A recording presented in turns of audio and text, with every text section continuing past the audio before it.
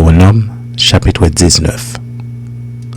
Lorsque l'Éternel, ton Dieu, aura exterminé les nations dont l'Éternel, ton Dieu, te donne le pays, lorsque tu les auras chassées, et que tu habiteras dans leurs villes et dans leurs maisons, tu sépareras 3 villes au milieu du pays dont l'Éternel, ton Dieu, te donne la possession.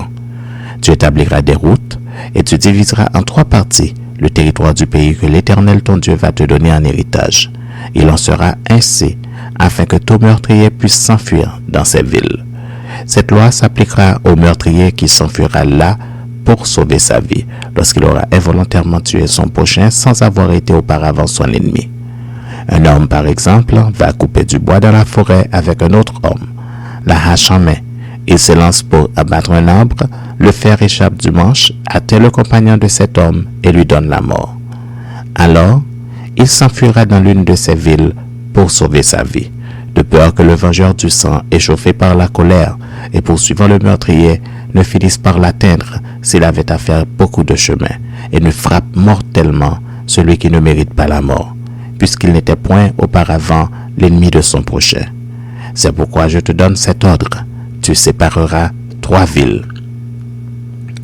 Lorsque l'Éternel ton Dieu aura élargi tes frontières, comme il l'a juré à tes pères, et qu'il t'aura donné tout le pays qu'il a promis à tes pères de te donner, pourvu que tu observes et mettes en pratique tous ces commandements que je te prescris aujourd'hui, en sorte que tu aimes l'Éternel ton Dieu, et que tu marches toujours dans ses voies.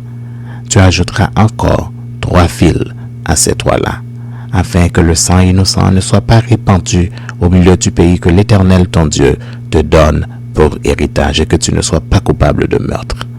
Mais si un homme s'enfuit dans une de ces villes après avoir dressé des embûches à son prochain par inimitié contre lui, après l'avoir attaqué et frappé de manière à causer sa mort, les anciens de sa ville l'enverront saisir et le livreront entre les mains du vengeur du sang afin qu'il meure.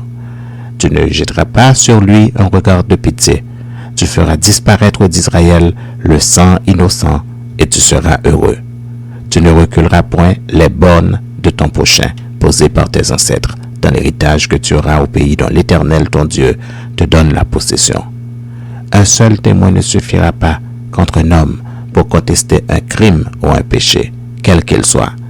Un fait ne pourra s'établir que sur la déposition de 2 ou de 3 témoins. Lorsqu'un faux témoin s'élèvera contre quelqu'un pour l'accuser d'un crime, les 2 hommes en contestation comparaîtront devant l'Éternel, devant les sacrificateurs et les juges, alors en fonction. Les juges feront avec soin des recherches. Le témoin est-il un faux témoin? A-t-il fait contre son frère une fausse déposition? Alors, vous le traiterez comme il avait dessein de traiter son frère. Tu ôteras ainsi le mal du milieu de toi. Les autres entendront et craindront, et l'on ne commettra plus un acte aussi criminel au milieu de toi. Tu ne jetteras aucun regard de pitié, œil pour œil, dent pour dent, main pour main, pied pour pied.